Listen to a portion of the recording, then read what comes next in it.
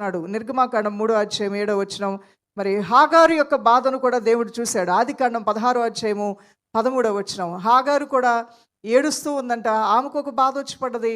ఆమె బాధలో ఆమె ఏడుస్తూ ఉన్నది. ప్రభు ఆమె కన్నీరు కూడా తుడిచాడు. ఆదికాండం తీసుకునండి 16:13 అది చూచుచున్న దేవుడువు నీవే అని ఆ దేవునికి ఒక చక్కటి పేరు పెట్టిందంట. ఎల్రోయ్ ఎల్రోయ్ అని ఆ పేరు పెట్టింది. అంటే తెలుగులో అది చూచుచున్న దేవుడువు నీవే అని పేరు తనతో మాట్లాడిన యెహోవాకు పెట్టును. ఏలయనగా నన్ను చూచిన వాని నేను ఇక్కడ చూచితిని కదా అని అనుకొనెను. ఆమె కష్టంలో ఏడుస్తూ బాధపడుతూ ఉంటే అక్కడికి దేవుడు వచ్చాడు, ఆమెతో మాట్లాడాడు, ఆమెకు బుద్ధి చెప్పాడు, అలానే ఆమెకు పరిష్కార మార్గం చూపించాడు. నన్ను చూస్తున్నాడా దేవుడు? ఎవరూ నన్ను చూడట్లేదు అనుకున్నానే, నా పరిస్థితి ఎవరు పట్టించుకోవట్లేదు అనుకున్నానే, కానీ ఈ దేవుడు నన్ను చూస్తూనే ఉన్నాడా? నన్ను చూసేవాడిని నేను చూశాను. దేవునికి స్తోత్రం కలుగును గాక. ఆ దేవునికి ఎల్రోయ్ అని పేరు పెట్టింది. అంటే చూచుచున్న దేవుడువు నీవే అని పేరు పెట్టిందంటారు. రెండవదిగా రాసుకోండి దైవజనమా, ఆయన మన విరిగి నలిగిన స్థితిలో బాధలో దుఃఖాక్రాంతులైన వారి దగ్గరకు వస్తాడు.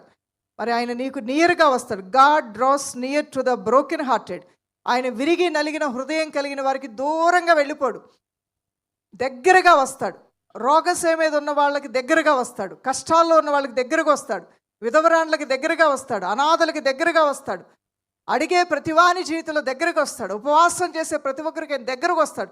నేను లేను, నేను నీకు కార్యం చేయను, నువ్వు అప్పుడు తప్పు చేసావు, ఇప్పుడు తప్పు చేసావు, నువ్వు చాలా పొరపాట్లు చేసావని నీ పొరపాట్లు ఎత్తి చూపించి నేను విసర్జించే దేవుడు కాదు ఈ దేవుడు. ఆయన క్షమాగుణము కలిగిన వాడు. ఆయన కోపము నిమిషం మాత్రమే ఉంటుంది. హల్లెలూయా. ఎంతసేపు ఉంటుందండి దేవుని కోపం? నిమిషం మాత్రమే ఉంటుంది. ఆయన కోపపడతాడు కానీ కరుణించే దేవుడు. ఆయన శిక్షిస్తాడు, దండిస్తాడు కానీ మరలా తిరిగి ప్రేమించే దేవుడు, పోషించే దేవుడు అయి ఉన్నాడు. దైవజనమా, దగ్గరికి తీసుకుంటాడంట నిన్ను.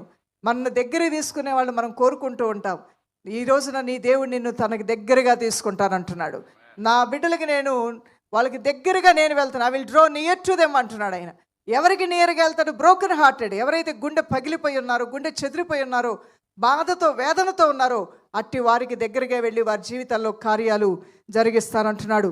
ఉదాహరణకు మనం చూస్తే యోహాను సువార్త 11:35 లాజరు చనిపోయినప్పుడు మార్తా మరియా ఏడుస్తూ దుఃఖంతో ఉన్నప్పుడు ఆ ఇంటికి యేసయ్య వెళ్ళాడు.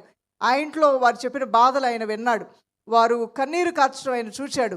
మరి మీ సమస్యకు నేను పరిష్కారం చూపిస్తానన్నాడు. సమాధి చేయబడినటువంటి లాజరు యొక్క శవాన్ని, లాజరు బయటికి రా అనగానే జీవము లేనటువంటి శవంలోనికి జీవం వచ్చింది. ఎండిన ఎముకల్లోనికి జీవం వచ్చినట్లుగా